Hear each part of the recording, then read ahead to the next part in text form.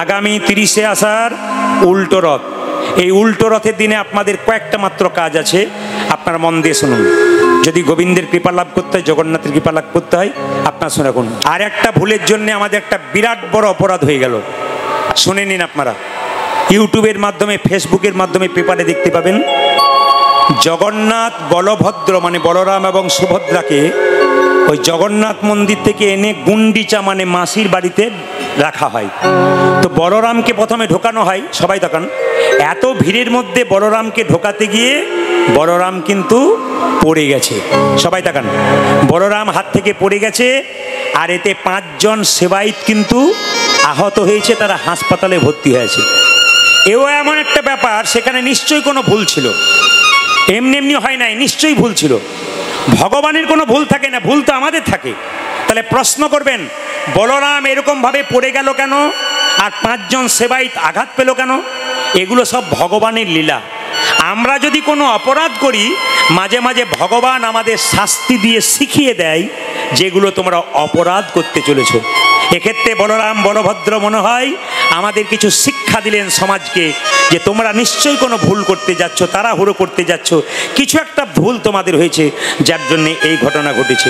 আপনারা সবাই ভগবানের কাছে প্রার্থনা করবেন এবং প্রভুর কাছে প্রার্থনা করবেন, যে ঘটনাটা গুন্ডিচা মন্দিরে ঘটে গেল, আগামী গত এতদিন ধরে হচ্ছে, কোনোদিন এই ঘটনা ঘটেনি, আজকে হয়েছে কেন? আমি আবার আপনাদের বলবো, নিশ্চয়ই কোনো ভুল ছিল, ধর্মীয় নীতিতে বা কোনো চলাফেরাতে আমাদের কোনো ত্রুটি ছিল বলে বলভদ্রের এই ঘটনা ঘটলো এবং সেবাইতদের আঘাত লাগলো। এতে কিন্তু বলরাম আমাদের শিখিয়ে দিলেন, তোমরা ভুল করতে যাচ্ছ, সঠিক পথে চলো। তাই আবার বলবো, আপনাদের ধর্মীয় নির্দেশে, ভগবানের নির্দেশে আপনারা চলুন, আপনাদের জীবন সুন্দর হবে। বলুন, গত 22শে আষাঢ় রথযাত্রা ছিল, জোরে বলুন হ্যাঁ না না, জোরে বলুন। আচ্ছা, খুব ভালো করে শুনবেন। আপনারা দেখবেন পুরীতে 15 থেকে 20 লক্ষ মানুষ রথযাত্রায় গেছে। গোটা ভারতবর্ষের মানুষ 22 তারিখে যখন আনন্দে মাতোয়ারা হয়েছে, তখন বাংলাদেশের বগুড়া বলে একটা জায়গায় রথযাত্রায় নিরানন্দের ছায়া পড়েছে। আপনারা পেপারে দেখবেন, আপনারা নিউজে দেখবেন, আপনারা ইউটিউব ফেসবুকের মধ্যে দেখবেন যে বগুড়াতে রথযাত্রায় মেয়েরা ছেলেরা যখন আনন্দে যাচ্ছিল, ও রথের যেটা চূড়া সেটা লোহা দিয়ে তৈরি ছিল, গোটা রথটায় একবারে ইলেকট্রিক তারে কানেকশন হয়ে প্রচুর ভক্ত মারা গেছে, অনেক ভক্ত আহত হয়ে হসপিটালে ভর্তি হয়ে আছে। আপনাদের কাছে নিবেদন রইল, ভগবানের জন্য যা কিছু করবেন শাস্ত্রের নিয়মে করবেন, কেউ কোনোদিন অশাস্ত্রীয় কাজ করবেন না। বারবার বলবো, ভগবানের নির্দেশে কাজ করবেন। দেখুন, আপনারা সবাই লক্ষ্য করবেন, রথের দেখবেন 4টা চাকা। এই 4টা চাকার মানে কি? খুব মন দিয়ে শুনবেন। কি? একটা ধর্ম, একটা অর্থ, একটা কাম, একটা মোক্ষ। মানুষের বেঁচে থাকার 4টি মূল স্তম্ভ হচ্ছে ধর্ম, অর্থ, কাম, মোক্ষ। ওই রথের চাকা থেকে শিখবেন। আপনাদের কাছে নিবেদন রইল, মা, রথ কিন্তু কোনোদিন লোহা দিয়ে তৈরি নয়। আমরা নিয়মে করছি না, আমরা অনিয়মে করছি। আপনারা পুরীতে যাবেন, জগন্নাথ, বলভদ্র এবং সুভদ্রার রথ দেখবেন, প্রত্যেকটি রথ কিন্তু একটু লোহার টাচ নেই, সব জায়গাটা গোটাটাই কাঠ দিয়ে তৈরি। শুধু তাই নয়, লোহার চাকা তো দূরের কথা, একটা প্যারেক পর্যন্ত লোহার নেই।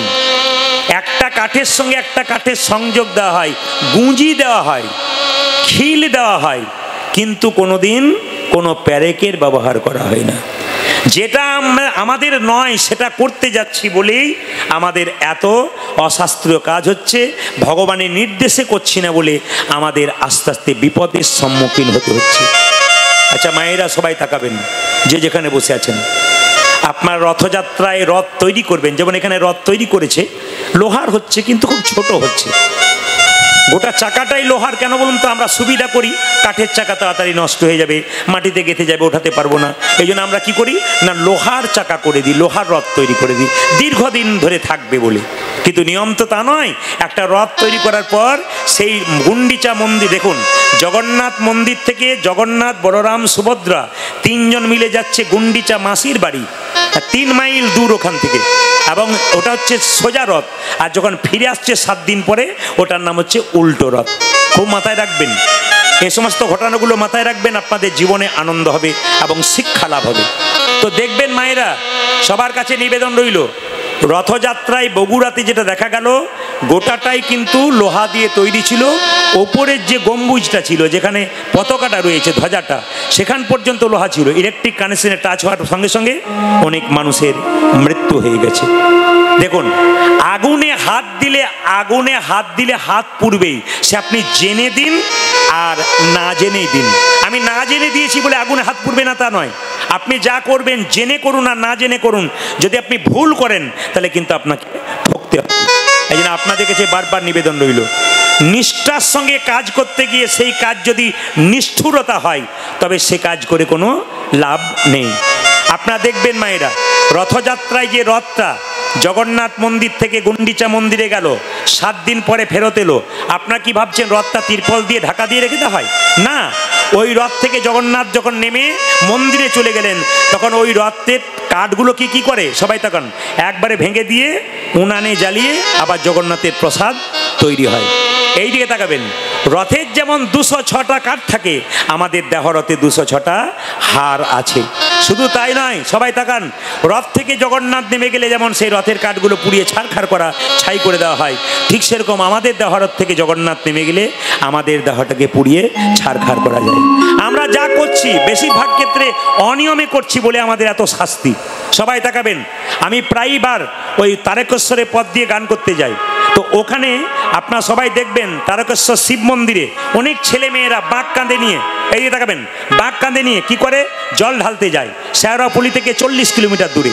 তো অনেকেই নিষ্ঠার সঙ্গে যায়, ভক্তির সঙ্গে যায়। আবার কিছু কিছু ছেলেকে দেখতে পাই এক হাতে গাঁজা ধরিয়েছে আর এক হাতে দিব্যি আমরা বাবা ভোলার নামে চলেছে আর কি জল ঢালতে। তা আপনাদের কাছে নিবেদন রইল, ওটা হচ্ছে অনিয়মে হচ্ছে। ও যদি কোনো বিপদে পড়ে, লোকে কি বলবে, এই দেখ বিপদে পড়ে গেল দেখলি, কিন্তু ও যে অনিয়মে করেছে এটা আমরা দেখলাম না। এই জন্য নিয়মের মধ্যে সব কাজ করতে হবে। এমন আমার বাড়িতে দেখবেন মায়েরা মহোৎসব হয়, তো মহোৎসবে প্রসাদগুলো বালতিতে করে ভক্তদেরকে দিতে যাচ্ছে, ভক্তরা প্রসাদ পাচ্ছে। হঠাৎ দেখছি এক বালতি পটলের রসা বাঁশ বাগানে ঝাড় দিয়ে নিয়ে চলে যাচ্ছে। জিজ্ঞেস করলাম, তাহলে কি ওখানে কোনো প্রসাদ টসাদ দেওয়া চলছে নাকি ওখানে? বলছে, আমি ভাবলাম তাহলে কোনো বাড়িতে নিয়ে যাচ্ছে প্রসাদ দেবে বলে। বলছে না না, সারাদিন খাটালাই মানে খেটেছে তো ছেলেরা, তা একটু মজা করতে গেল। মজা মানে বুঝতে পারছেন তো, ওই পটলের রসা প্রসাদ দিয়ে মদের চাট তৈরি করে দিল। বলুন মায়েরা, গোটা মহোৎসবটা করলো। এক বালতি দুধে যেমন একটু গোমূত্র ফেললে গোটা দুধটা নষ্ট হয়ে যায়, সেরকম ধর্মীয় কাজে সব কিছু ভালো করতে করতে একটু অনিয়ম করলে গোটা উৎসবটাই আমাদের নষ্ট হয়ে যায়। তাই আপনাদের কাছে নিবেদন রইল, আগামীতে আপনারা যা কিছু করবেন নিয়ম মেনে করবেন, শাস্ত্রীয় যুক্তিতে করবেন এবং ভগবানের নির্দেশ অনুযায়ী করবেন, আপনাদের জীবনে সুন্দর কাজ হবে। এই যে আমাদের উল্টো রথ আসছে আগামী আষাঢ় মাসের 30 তারিখে, কি করবেন আগে বলে যাই। সকালে সূর্য ওঠার আগে আপনারা ঘুম থেকে উঠবেন, স্নান করবেন। যদি গঙ্গায় স্নান করতে পারেন খুব ভালো, যদি গঙ্গা না থাকে, বাড়িতে গঙ্গা জল থাকে, স্নানের পরে মাথায় একটু নিয়ে নিতে পারেন, আপনাদের তাও ভালো। যদি পুকুর থাকে সামনে স্নান করতে পারেন, নদী থাকে পবিত্র আপনি স্নান করতে পারেন। যদি না থাকে তাহলে শুদ্ধ জলে আপনি স্নান করবেন একটু তুলসী পত্র দিয়ে। সবাই তাকাবেন যে যেখানে বসেছেন। স্নান করার পর শুভ্র পোশাক পরে একটু পরমান্ন তৈরি করবেন, প্রসাদ একটু তুলসী পত্র দিয়ে জগন্নাথ দেবের চরণে দেবেন। সবাই শোনা, কোন সংসারে মঙ্গলের জন্যে জগন্নাথের চরণে আপনারা সেই পরমান্নটা উল্টো রথের দিনে দেবেন। সেই পরমান্নটা শুধু নিজের ছেলেকে দেবেন তা নয়, পাড়া প্রতিবেশী ছেলেদেরকে, ভক্তদেরকে সেই পরমান্ন প্রসাদ দেবেন। জগন্নাথ মন্দিরে কেউ যদি যান তাহলে দেখবেন মায়েরা, জগন্নাথের যে সবজি তৈরি করা হয়, আলু বিভিন্ন জিনিস দিয়ে প্রসাদ তৈরি করা হয়, এই সবজিগুলো কিন্তু বাজার থেকে একটাও কেনা হয় না। খুব আশ্চর্যের ব্যাপার, বাজার থেকে কেনা হয় না কেন? জগন্নাথ দেবের 5 বিঘা জমি আছে, ওইখান থেকে যে ফসল তৈরি হয় তাই দিয়ে প্রসাদ তৈরি হয়। শুনলে চমকে যাবেন, উনানের ওপরে একটার পর একটা পাত্র দেয়, 7টা পাত্র দেয়। ওপরের পাত্রটা আগে রান্না হয়, তারপর রান্না হতে হতে সবচাইতে নিচের পাত্র যেটা উনানে আছে ওটা শেষে রান্না হয়। আশ্চর্যের ব্যাপার, জগন্নাথ মন্দিরে যে প্রসাদ তৈরি হয় মায়েরা, ওই প্রসাদটা দেখবেন আপনারা চমকে যাবেন শুনলে। ওই প্রসাদটা কিন্তু ওই প্রচুর ভক্তরা সেবা করে, কিন্তু কমেও না আর বাড়েও না। প্রতিদিন সমান প্রসাদ তৈরি হয়, কেউ অভুক্ত হয়ে যায় না, সবাই প্রসাদ পেয়ে যায় জগন্নাথের।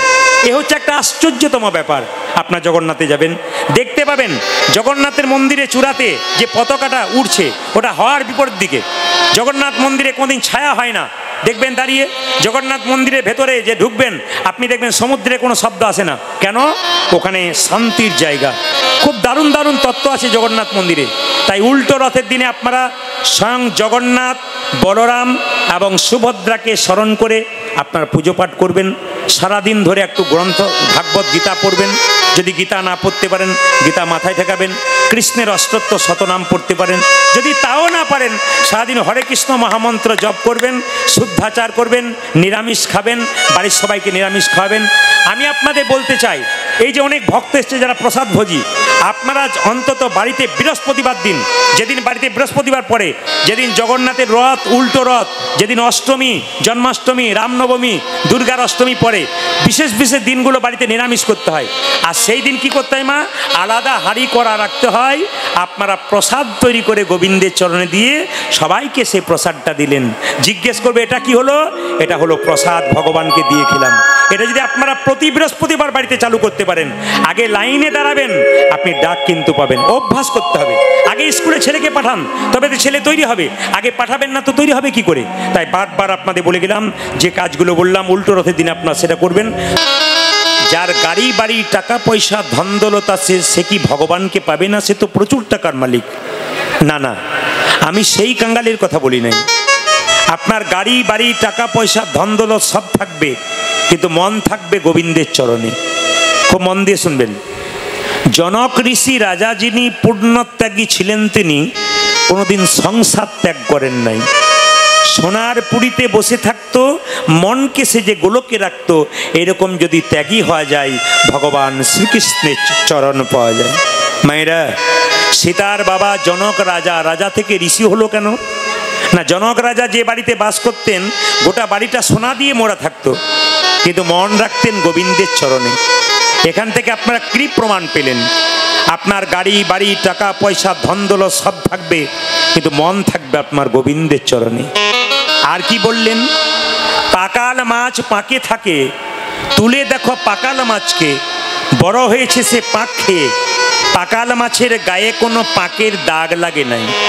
মায়েরা, 5 কেজি 10 কেজি পাকাল মাছ আপনি পুকুর থেকে তুলে আনবেন, পাক খেয়ে বড় হয়েছে, কিন্তু ওপরে দেখবেন পাকের কোনো গায়ে দাগ নাই। আপনারা ভক্ত পাকাল মাছ, যারা সংসার পাকের মধ্যে ডুবে আছেন, যারা হরি কথা কৃষ্ণ কথা বলেন, তাদের শরীরে কোনো দুঃখের ছাপ থাকে না, সদা আনন্দময় হয়ে থাকে।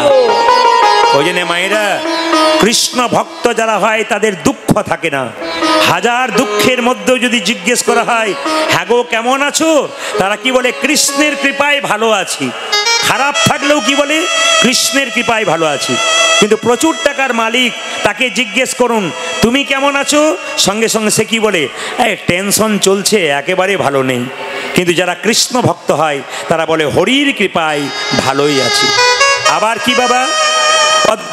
পদ্ম পাতা জলে ভাসে, যখনই বর্ষা আসে, বর্ষার জল লাগে পদ্ম পাতার গায়ে, তুলে দেখো পাতাখানা, পদ্মের গায়ে দাগ লাগে না। এরকম যদি ত্যাগী হওয়া যায়, ভগবান শ্রীকৃষ্ণের চরণ পাওয়া যায়। পদ্ম পাতা জলে ভাসছে, বর্ষার জল পদ্ম পাতার গায়ে ফটাফট পড়ছে, কিন্তু পদ্ম পাতার গায়ে কোনো দাগ হয় না। যারা ভক্ত পদ্মপাতা আছে সংসারের মধ্যে, যতই দুঃখের ছাপ পড়ুক, যারা আনন্দময় আনন্দ হয়ে থাকে, তাদের শরীরে কোনো দুঃখের ছাপ থাকে না। তাই মহাপ্রভু আজকে নবদ্বীপের পথ দিয়ে চলে যাচ্ছেন, পণ্ডিত বর্ণনা করছেন ভগবানের ভাবটি কেমন। না, এটা নয়, মাথায় রাখতে হবে, বিভেদ নয়, সুবাদ করতে হবে। হিন্দু সনাতন ধর্মের মানুষকে একতা হতে হবে। আপনি সব ধর্মকে সম্মান দেন, নিজের ধর্মকে ছোট করবেন না। বারবার বলবো, নিজের ধর্মীয় মানুষকে অপমান করবেন না, আর নিজের ধর্মকে কোনোদিন ছোট করবেন না। অন্য ধর্মকে সম্মান দিন, কোনো ধর্মকে ছোট নয়, কোনো ধর্মকে বড় নয়, কিন্তু নিজের ধর্মকে কেউ ছোট করবেন না। দেখুন, একটা ছোট্ট কথা আপনাদের বলে যাই সবার কাছে। আপনারা যারা দীক্ষা নিয়েছেন একটু হাত তুলবেন। বাহ, নামান। যারা কোনো দীক্ষা নেয়নি, পাথরের ওপরে বীজ ফেললে যেমন কোনো গাছ হয় না, যারা দীক্ষা নেয়নি তাদের দেহটা পাথরের মতো। যতই কৃষ্ণ নাম শুনুন, কৃষ্ণ প্রেমের গাছ কিন্তু আপনাদের শরীরে হবে না। তাই যারা দীক্ষা নিয়েছেন তাদের কাছে নিবেদন রইল, খুব ভালো করেছেন। আপনাদের একটা সুন্দর শিক্ষা দিয়ে যাই। শাস্ত্র অনুযায়ী যখন আপনি দীক্ষা মন্ত্র মানে গুরু মন্ত্র ভজন করবেন, সবাই তাকান, যে আসনের উপরে ভজন করবেন, ভজন করার পর আসনটা তুলে একটু জল ছিটিয়ে দেবেন। ধরুন আপনি যখন দীক্ষা মন্ত্র বা গুরু মন্ত্র ভজন করবেন, নিচে বসে করতে নাই, কি কোনো একটা আসন নিতে হয়, কিছুর উপর বসে করতে হয় ধীরে। তো যখন আসনের উপর বসবেন, আসনটা তুলবেন, একটুখানি জল আসনের নিচে ছিটিয়ে দেবেন। ছিটিয়ে দেওয়ার পর কি করবেন, সেই জলটা চোখে একটু নিয়ে নেবেন। কেন না, আপনি যে গুরুমন্ত্র ভজন করলেন তার যে একটা ফল, ওটা ইন্দ্রদেব চুরি করে নিতে পারে। কিন্তু যদি আপনি আসনটা উঠে একটু জল ছিটিয়ে দিতে পারেন, তাহলে কিন্তু ইন্দ্রদেব আপনার ফলটা চুরি করতে পারবে না। অনেকে বলে না এত মন্ত্র ভজন করছি কিন্তু লাভ পাচ্ছি না। যদি শাস্ত্র অনুযায়ী এই কাজটা আপনারা করতে পারেন, যদি এই মন্ত্র বলতে পারেন, তাহলে খুব ভালো। জলটা চোখে নেবার পর বলবেন ওং শক্রায়া নমঃ। ওং শক্রা, মেয়েদের জন্য কিন্তু ওং হবে না, মায়েদের জন্য হবে শ্রী শক্রায়া নমঃ। আপনারা যারা ইউটিউবের মাধ্যমে শুনবেন, এখন যারা শুনছেন মুখস্থ করে নেবেন। পুরুষদের জন্য শ্রী শক্রায়া নমঃ, আর মেয়েদের জন্য শ্রী শক্রায়া নমঃ, আর পুরুষদের জন্য ওং শক্রায়া নমঃ। এটা কিন্তু আপনি যখন আসনে বসবেন, আমি আবার বলে দিই, আসনে বসবেন, মন্ত্র জপ হয়ে গেল, হাতে একটু জল নিয়ে আসনটা তুলে আসনের নিচে দিয়ে দেবেন। চোখে লাগানোর সময় মায়েরা বলবেন শ্রী শক্রায়া নমঃ, আর বাবারা বলবেন ওং শক্রায়া নমঃ। তাহলে আপনি যে মন্ত্র ভজন করলেন তার যে একটা ফল আছে, ইন্দ্রদেব চুরি করতে পারবে না। মায়েরা, পদ্ম ফুল ফোটে কখন? সূর্য যখন দিনে উদয় হয়, সূর্যের আলো পড়ে পদ্ম ফুলের উপরে, আর পদ্ম ফুল ফোটে। আর পদ্ম ফুল ফুটলে দেখবেন ভ্রমর পদ্ম ফুলের মধ্যে বসে। মায়েরা বলছে, গুরুরূপী সূর্যের আলো যখন আপনার হৃদয় পদ্মে ফুট যাবে, তখন কৃষ্ণ ভ্রমর দেখবেন আপনার হৃদয় পদ্মে নিতাই গৌর হরি বল বলে আসবে। তাই কৃষ্ণ ভ্রমরকে যদি আপনার হৃদয় পদ্মে আপনি রাখতে চান, তাহলে গুরুরূপী সূর্যের আলো আপনাকে অবশ্যই নিতে হবে। তাই আপনাদের কাছে নিবেদন রইল, দীক্ষা মানে কি? এইদিকে যারা দীক্ষা নিয়েছেন, দীক্ষা মানে দিয়ে খা, ভগবানকে দিয়ে তারপর খাবেন। যারা দীক্ষা নিয়েছেন অথচ ভগবানকে দেন না তারপর খাবেন, তাতে আপনি চুরি করে খাচ্ছেন, আপনার পাপ হচ্ছে। তাই বারবার বলবো, ভগবানকে দিয়ে যদি কেউ না খায় তবে চুরি করে খাওয়া হয়। যা কিছু খাচ্ছেন সব তো ভগবানের, ভগবানকে দিয়ে আপনি খাবেন। আপনি একটা সোনার মালা ভগবানকে দিলেন, নি বলেন আমি দিলাম, এ অহংকার করবেন না। কেন? গোটা পৃথিবীর সোনার মালিক তো গোবিন্দ, আপনি আবার দেবেন কি? আপনি কিঞ্চিত মাত্র ভগবানকে নিবেদন করলেন। তাই বলবো, দীক্ষা মানে দিয়ে খা, আর দীক্ষা মানে কি মা? দেখা। কি দেখা? এই যে দেখা। দীক্ষা মানে দিয়ে খা, আর দীক্ষা মানে দেখা। কি দেখা? মায়েরা, জন্মের পরে দুটো চোখ হয়, ডান চোখ আর বাম চোখ। যখন গুরুদেবের কাছে মন্ত্র নিলেন, আর একটা চোখ হবে, এই চোখটার নাম জ্ঞান চক্ষু। আমি আপনাদের বারবার বলবো, যারা এখনো দীক্ষা নেন নাই, প্রত্যেকটি হিন্দু পরিবারের প্রত্যেকটি ছেলে মেয়েদেরকে বলবো, দীক্ষা নিয়ে নিন, কৃষ্ণ ভজন করুন, আপনার জীবন পবিত্র হবে, আপনি দিনের পর দিন আরও উন্নত হবে। যত মন্ত্র জপ করবেন তত আপনার ভগবানের চরণের দিকে মন যাবে, আপনার শান্তি হবে, আপনি সুখে থাকবেন। ভগবানকে যে ভজনা করে না, তার জীবনে কোনদিন সুখ নাই, ও ছুটেই বেড়াচ্ছে, ওর আনন্দ হচ্ছে না। আপনি সংসারে সব কর্ম করবেন, কিন্তু ভগবানকে বাদ দিয়ে নয়। অনেক জোরে বলবেন, একবার জোরসে হাত তুলে, রাধে রাধে। दोनों हाथ उठा के बोलो राधे राधे। मायरा, কৃষ্ণকে কিনতে গেলে কোনো টাকার দরকার হয় না, শুধু রাধা রাধা নাম বললেই কৃষ্ণ কিন্তু আপনার হয়ে যায়। ভগবান নিজের মুখে বলেছেন, আমি যে রাধার দাস ইহাতে সন্দেহ যার, কোটি কোটি যুগ ভজে আমার সকল ভজনা বিফলে তার। ভগবান নিজের মুখে বলেছে, আমি যে রাধার দাস, এতে কোনো ব্যক্তি যদি সন্দেহ থাকে আর কোটি কোটি যুগ যদি ধরে আমাকে ভজন করে, তাহলে তার কোনো লাভ হবে না।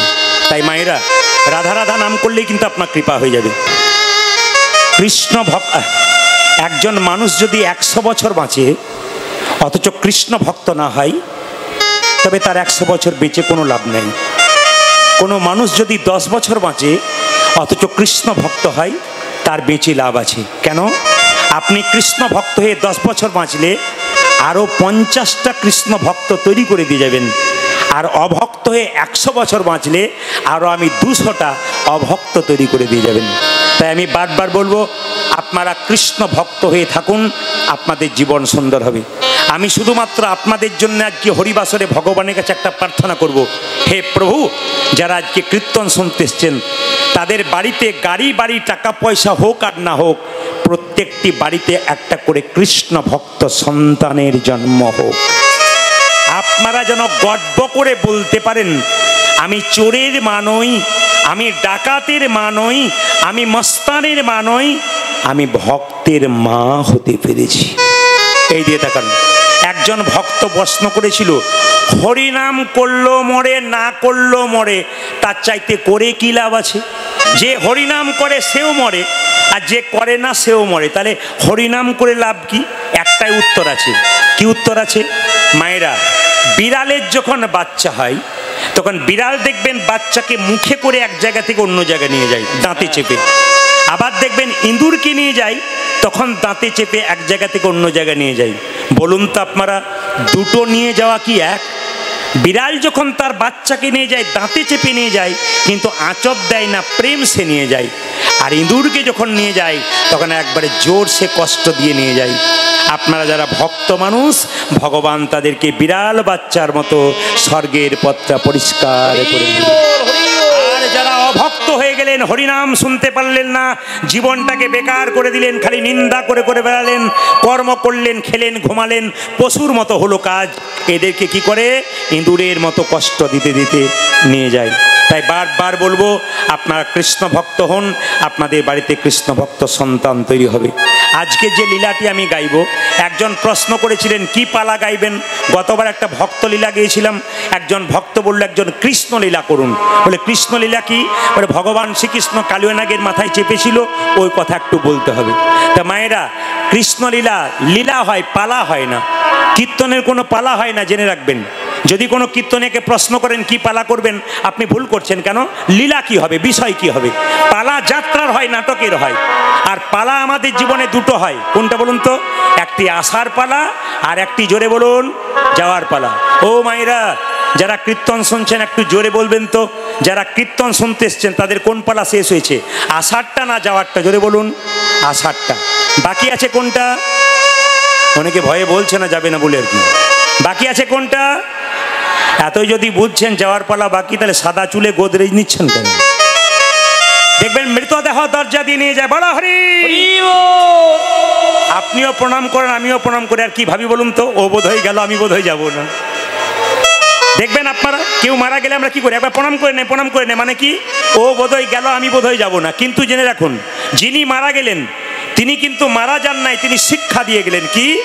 আমি যেমন সংসার করতে করতে সংসার ছেড়ে চিরকালের জন্যে মাচাই দুলতে দুলতে চললাম, ওগো জীব, যতই সংসারে আনন্দে মেতে থাকো, আমাকে দেখে শিখে নাও, একদিন তোমাকেও মাচায় দুলতে দুলতে চলে যেতে হবে। মায়েরা, জন্মিলে মরিতে হবে, অমর কে কথা হবে? জন্মা নিলে কিন্তু মরণ হবেই, অমর কেউ রইবে না। তাই সবার কাছে নিবেদন রইল, জন্মিলে মরিতে হবে, অমর কে কথা কবে। সবাই তাকান, আজকে লীলাটি ভক্তের অনুরাধে ভগবান শ্রীকৃষ্ণ কালিয়ানাগের মাথায় চেপেছিল। আচ্ছা মায়েরা, ছবিতে দেখতে পান না একটা সাপের মাথায় কৃষ্ণ চেপেছিল? জোরে বলুন হানা না। জোরে হাত তুলে বলবেন সবাই, হানা না।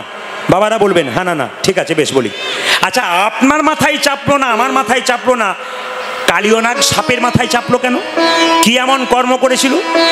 এই যে যেটাকে আপনারা সাপ ভাবছেন, ওটা সাপ নয়, ও এই জন্মে সাপ, আগের জন্মে রাজা ছিল।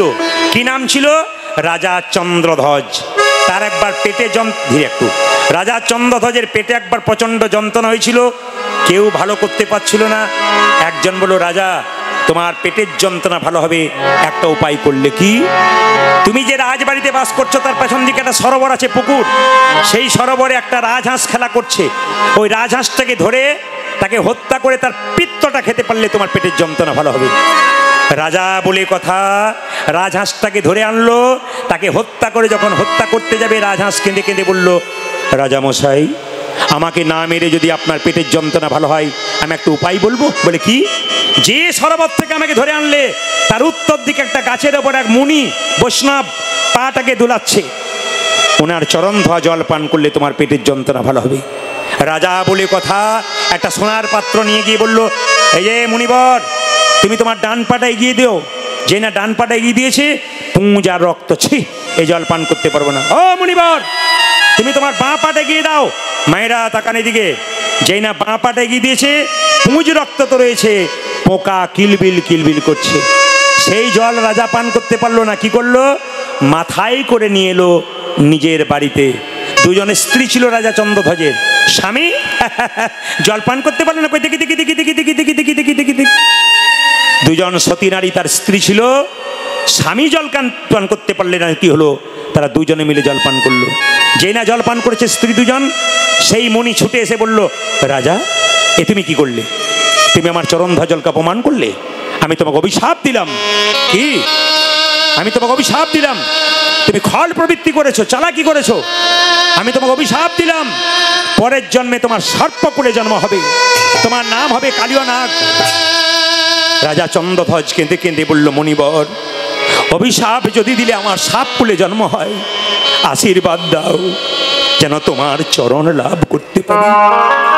সাপ সঙ্গে সঙ্গে রাজা চন্দ্রধ্বজকে মুনি বললেন, অভিশাপ দিলাম তুমি সাপ হবে, আশীর্বাদ দিলাম তোমার মাথায় একদিন ভগবান শ্রীকৃষ্ণের নিত্য হবে।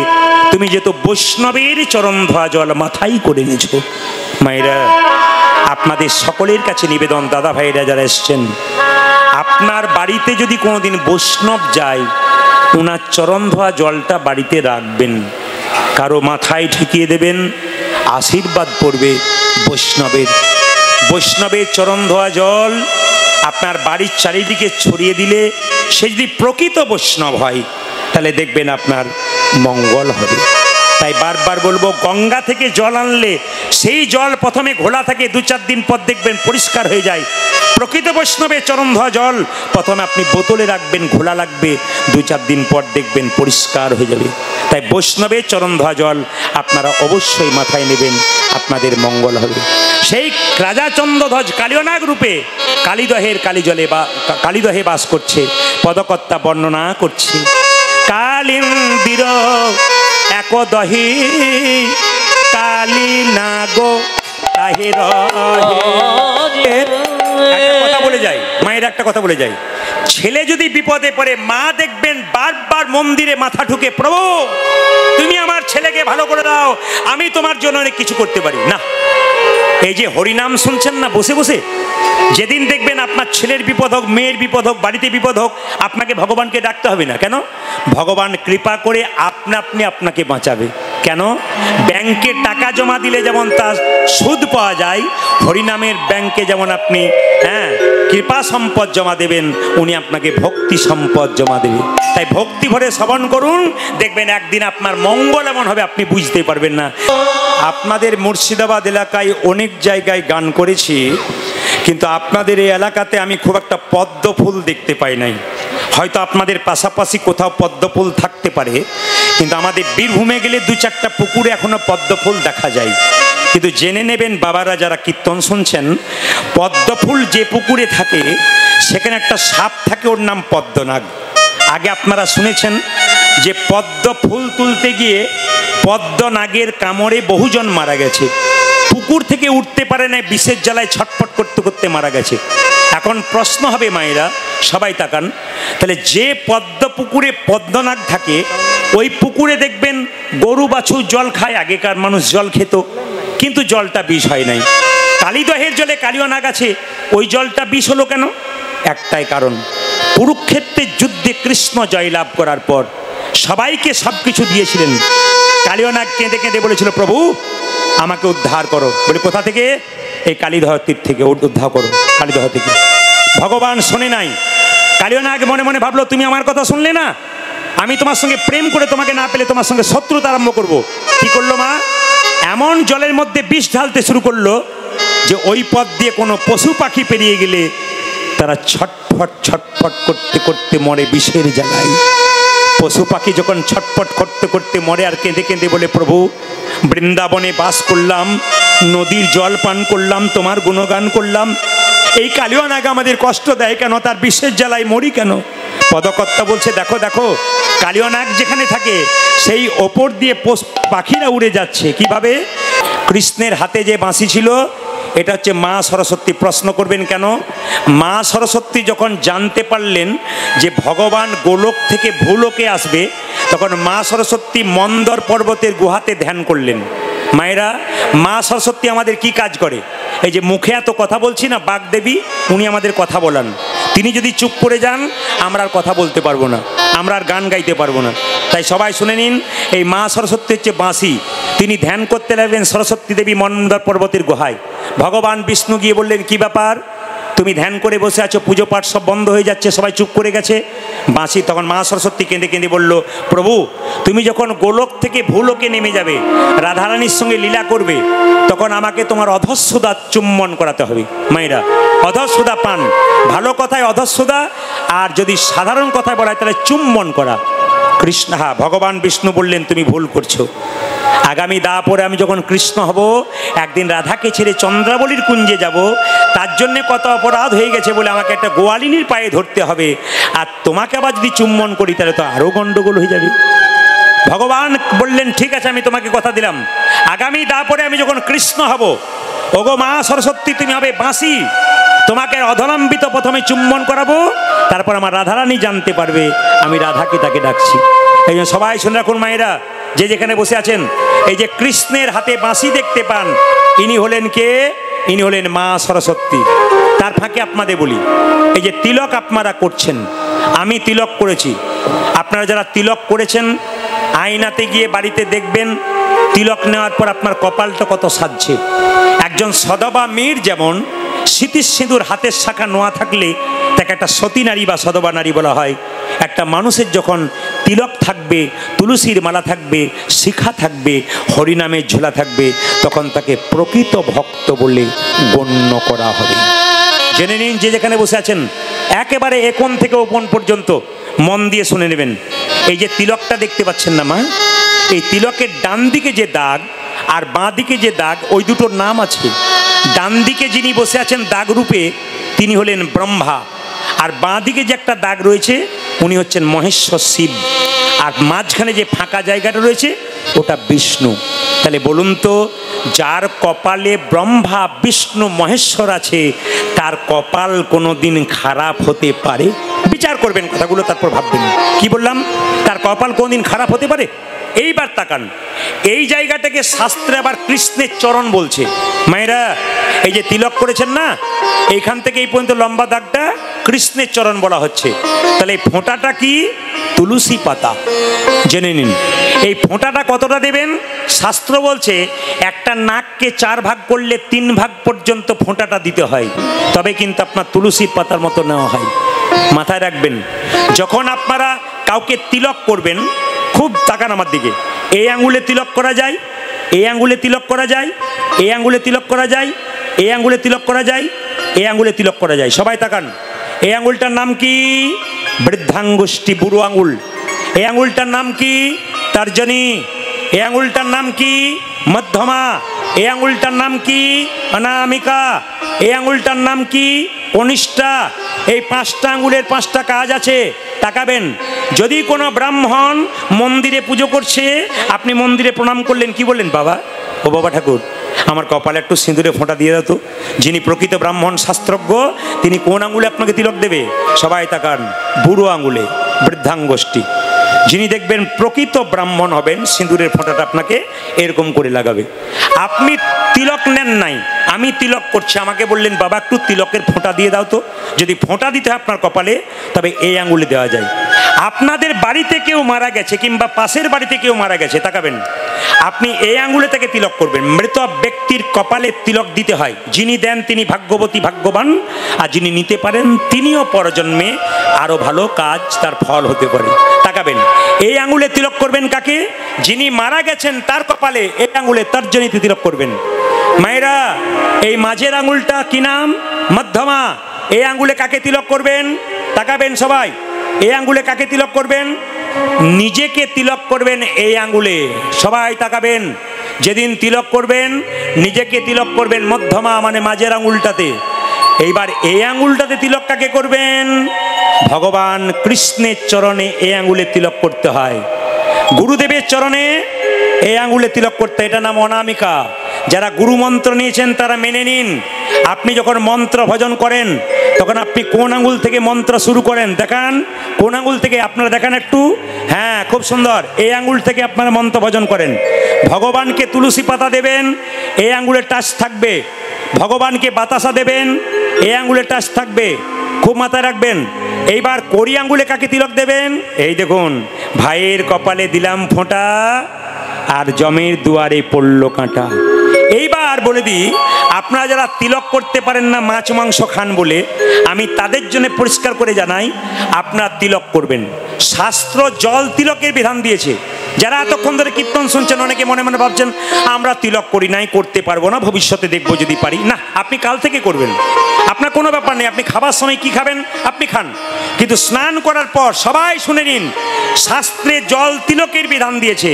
আপনি স্নান করে মন্দিরে জল ঢালতে যান, তুলসী মন্দিরে, আপনি স্নান করে ভগবানকে একটু প্রণাম টনাম করেন, তখন কি করবেন? আমার দিকে তাকাবেন। এই হাতে জল নেবেন, এই আঙুলে করে আপনি জল তিলক করে নেবেন। এই যেমন আমি তিলক করেছি সেরকম জলের তিলক করে নেবেন। দুটো দাগ দিয়ে দেবেন, এখানে একটা ফোঁটা দিয়ে দেবেন, আপনার জল তিলক হয়ে গেল। কেউ দেখতে পেল না, কিন্তু আপনার কপালে একটা তিলক হয়ে গেল। আপনি তুলসী মন্দিরে জল দিচ্ছেন, তখন তুলসী মন্দিরে যে মাটিটা রয়েছে, এই আঙুলে করে মাটিটা কপালে নিয়ে হরে কৃষ্ণ মহামন্ত্র বলবেন, আপনার বাচ্চাকে দেবেন। এই সুন্দর সুন্দর তত্ত্বগুলো আপনাদের বলে দিলাম। আগামীকাল থেকে যদি আপনারা করতে পারেন তবে আপনাদের কীর্তন শোনা সার্থক হবে, নইলে কিন্তু হবে না। ভগবান শ্রীকৃষ্ণ, মায়েরা, ভগবান শ্রীকৃষ্ণকে মা যশোদা সাজাচ্ছে। সবাই মিলে মাথায় কাপড়টা নিন, কিভাবে সাজাচ্ছে দেখুন সবাই। মায়েরা, ভগবান শ্রীকৃষ্ণকে কোলে নিয়ে মা যশোদা সাজাচ্ছে কিভাবে? নন্দরানী কৌতূহলী। আপনাদের একটা সহজ পথ বলে যাই, যে যেখানে আছেন, আপনার ছেলে সহজে বিপদ হবে না। মা যশোদা তার গোপালকে যেমনভাবে সাজাতো, যদি সাজাতে পারেন। তাকাবেন মায়েরা, আপনাদের বাচ্চা ছেলের কপালে আপনারা কিসের ফোঁটা দিন? জোরে বলুন।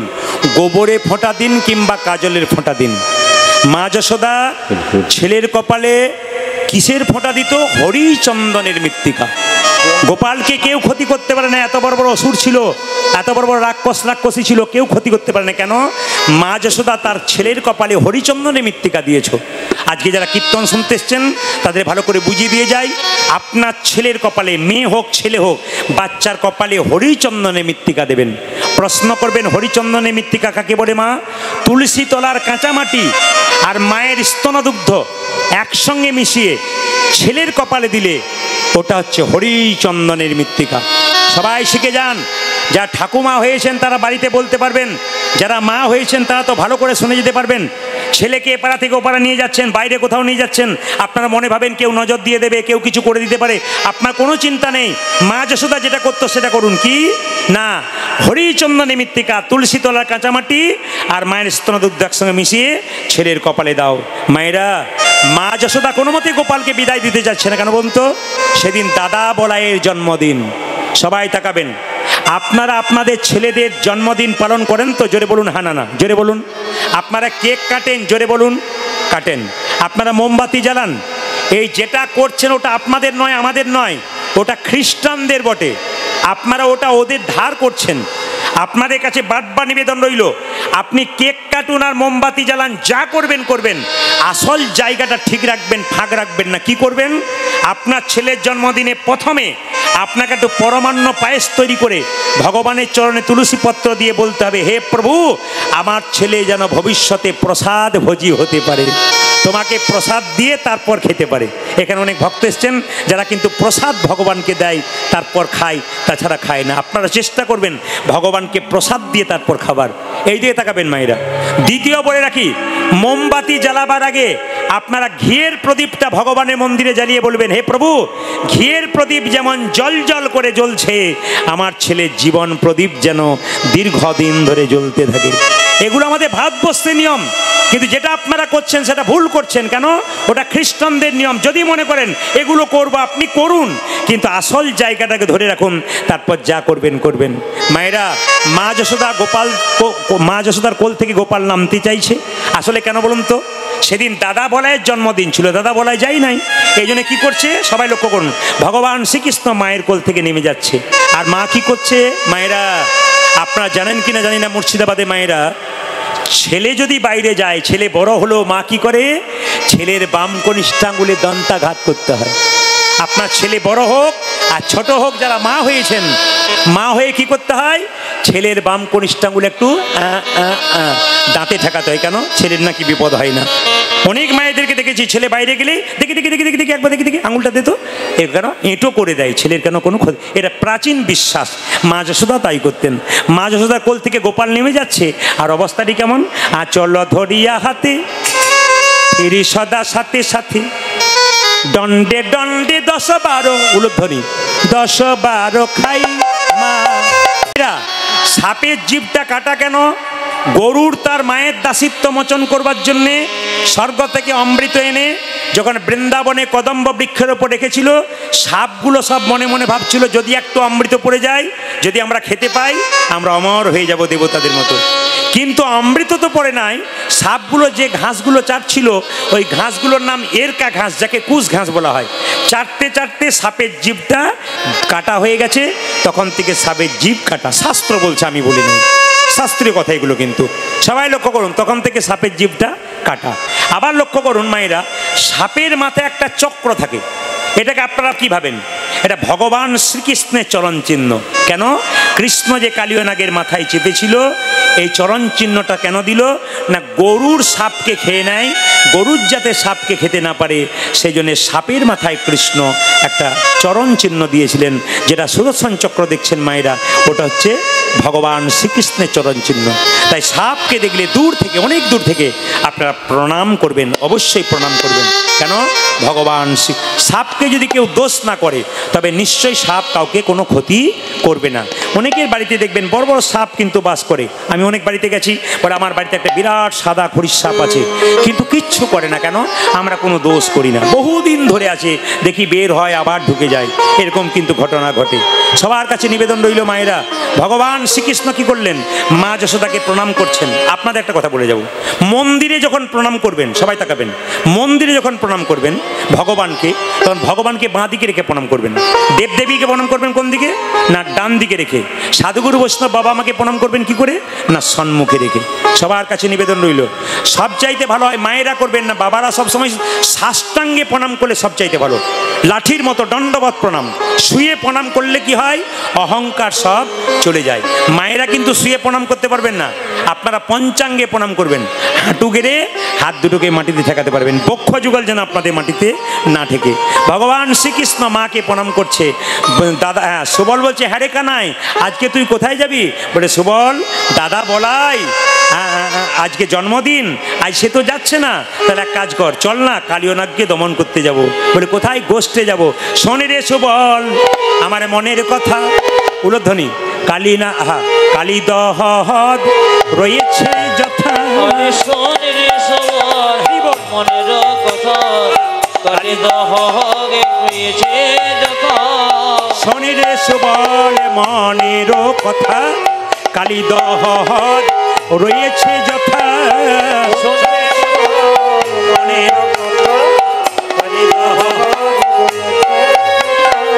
শোনে রে সুবল মনের কথা, কালী দহদ রয়েছে যথা।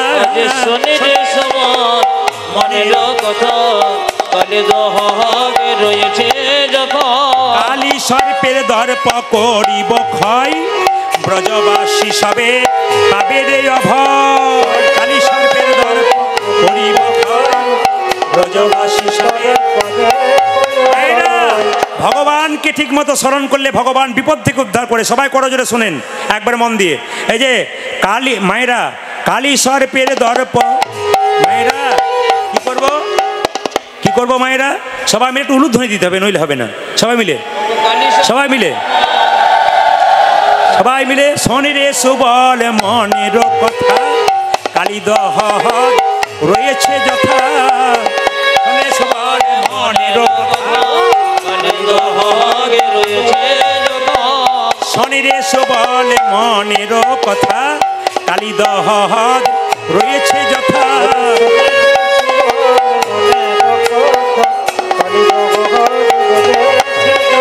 কালী সর্পের দর্প করিব ক্ষয়, ব্রজবাসী সবে পাবে রে অভয়। কালী সর্পের দর্প করিব ক্ষয়, ব্রজবাসী সবে পাবে রে অভয় কালী সর্পের দর্প করিব ক্ষয় ব্রজবাসী সবে পাবে রে অভয়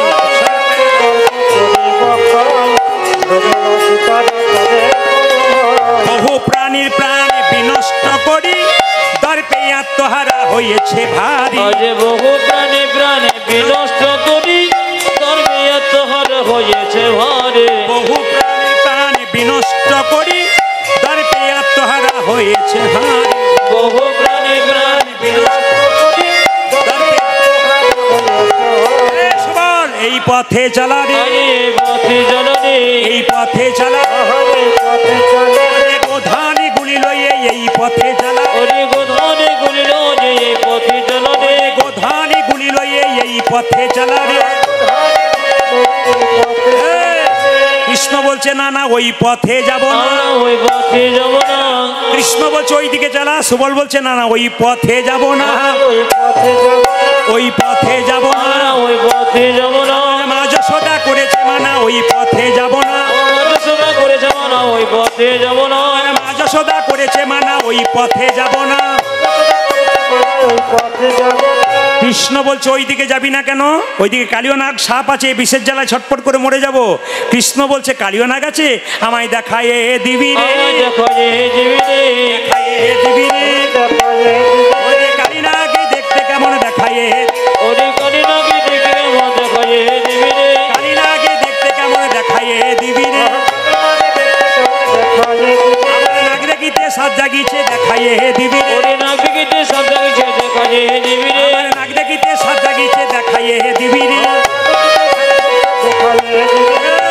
কৃষ্ণ চালা কি করে বলছে আমি আগে দেখে আসি তাতে কি লাভ সুবল বলছে তাতে কি লাভ বলে আমি তোদেরকেও বলিব আমি তোদেরকে বলিব তোদেরকেও বলিব কালী নাগে দেখতে কেমন তোদেরকেও বলিব ওরে কালী নাগে দেখতে কেমন তোদেরকে বলিব কালী নাগে দেখতে কেমন তোদেরকেও বলিব ওই যে নাগ দেখিতে সাত জাগিছে ওরে কালী নাগে দেখতে কেমন ওদেরকে সাত জাগিছে ওরে কালী নাগে দেখতে কেমন নাগ দেখিতে সাত ওরে জাগিছে কালী নাগে দেখতে কেমন নাগ দেখিতে সাত জাগিছে ওরে কালী নাগে দেখতে কেমন তোদেরকে বলিব মায়েরা সবাই মিলে বলুন রাধা রানী কি শ্যাম সুন্দর কি মদন মোহন কি হরিবাসর কি